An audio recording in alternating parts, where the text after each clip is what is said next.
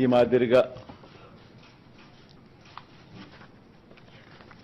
ఇచ్చిన ఈ మేనిఫెస్టోను ఒక బైబిల్గా, ఒక ఖురాన్గా, ఒక భగవద్గీతగా దీన్ని భావిస్తూ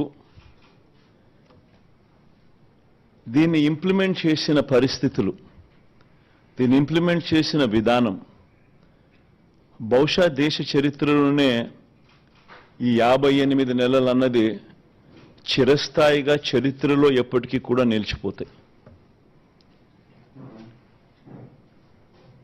2019లో ఇచ్చిన ఈ వాగ్దానాలన్నీ కూడా ఎంతో నిష్ఠగా మనం అమలు చేశాం. ఏ స్థాయిలో ఇది అమలు చేశాము అనంటే,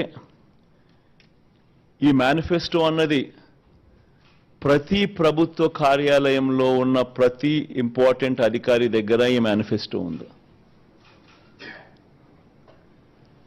ఏ స్థాయిలో ఇది అమలు చేశాము అనంటే, ఈ మేనిఫెస్టో అన్నది రాష్ట్రంలో ఉన్న ప్రతి ఇంట్లో కూడా ఉంది.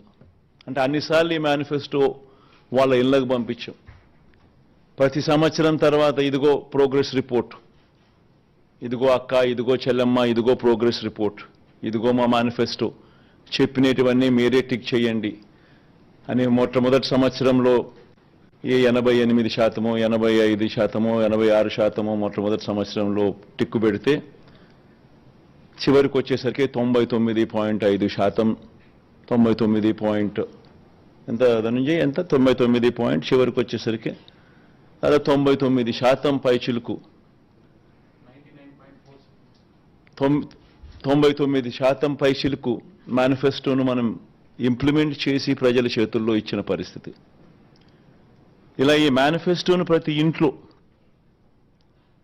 కూడా చేర్చిన పరిస్థితులు ఎప్పుడైనా ఉన్నాయి, ఏదైనా ప్రభుత్వం చేసింది అని అంటే అది కూడా ఈ 58 నెలల కాలంలోనే జరిగిందని కూడా చెప్పడానికి గర్వపడతా ఉన్నా.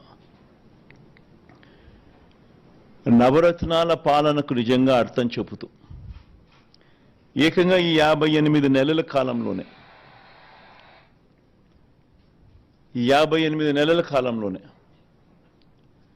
ఏకంగా 2,70,000 కోట్ల రూపాయలు, మళ్ళా రిపీట్ చేస్తా ఉన్నా, ఏకంగా 2,70,000 కోట్ల రూపాయలు డిబిటీగా, అంటే నేరుగా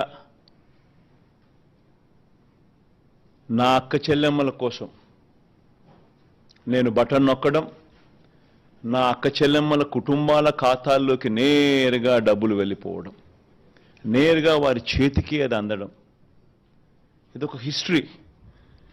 2,70,000 కోట్ల రూపాయలు ఈ మాదిరిగా నా అక్క చెల్లెమ్మలకు దేవుడి దయతో మంచి చేయగలిగాం.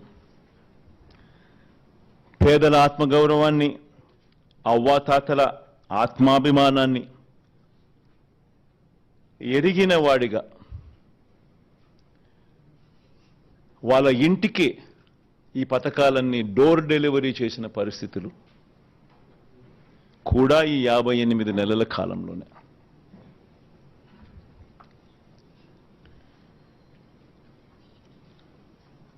రెండు 2019లో మనం మేనిఫెస్టో రిలీజ్ చేసేటప్పుడు కూడా చాలామంది మన వాళ్ళల్లో కూడా నాతో అన్నారు, సాధ్యమేనా ఇది అని. ఎందుకనంటే 2019లో మనం చెప్పిన ఈ మాటలు, చెప్పిన ఈ హామీలు ఏదైతే ఉన్నాయో, ఆ తర్వాత ఈ 58లో ఏదైతే మనం ఇంప్లిమెంట్ చేశామో, గతంలో ఆంధ్ర రాష్ట్ర హిస్టరీలో ఎప్పుడూ జరగల. ఈ మాదిరిగా ఈ స్కీములు రావడం కానీ, ఈ మాదిరిగా ఈ బటన్లు నొక్కడం కానీ, ఈ మాదిరిగా ముందుగానే క్యాలెండర్లో ఏ నెలలో ఏ స్కీమ్ ఇస్తాము అని ముందే చెప్పి ఆ నెలలో ఆ స్కీములు కరెక్ట్గా పోయేట్టుగా చేయడం కానీ, ఇవన్నీ ఎప్పుడు గతంలో ఆంధ్ర రాష్ట్ర చరిత్రలో ఎప్పుడూ జరగల. అవన్నీ కూడా ఈ 58 నెలల కాలంలోనే జరిగాయి. 2014లో నాకు బాగా గుర్తుంది, చంద్రబాబు నాయుడు గారు విపరీతమైన మోసపూరిత హామీలు ఇస్తా ఉన్నారు. ఆయన ఇస్తా ఉన్నాడు, మనం కూడా ఇవ్వకపోతే ఎలా, మన సంగతులు మనం చూసుకుందాం, ఫస్ట్ అయితే హామీలు ఇచ్చేద్దాం అని కూడా నా శ్రేయోభిలాషులే, నా మంచి కోసమే కూడా సలహాలు కూడా ఇచ్చారు. కానీ ఆ రోజు నేను చేయలా. ఆ రోజు కూడా నేను చేయగలిగినటివి మాత్రమే చెప్పా. చంద్రబాబు నాయుడుతో నేను పోటీ పడలేకపోయా.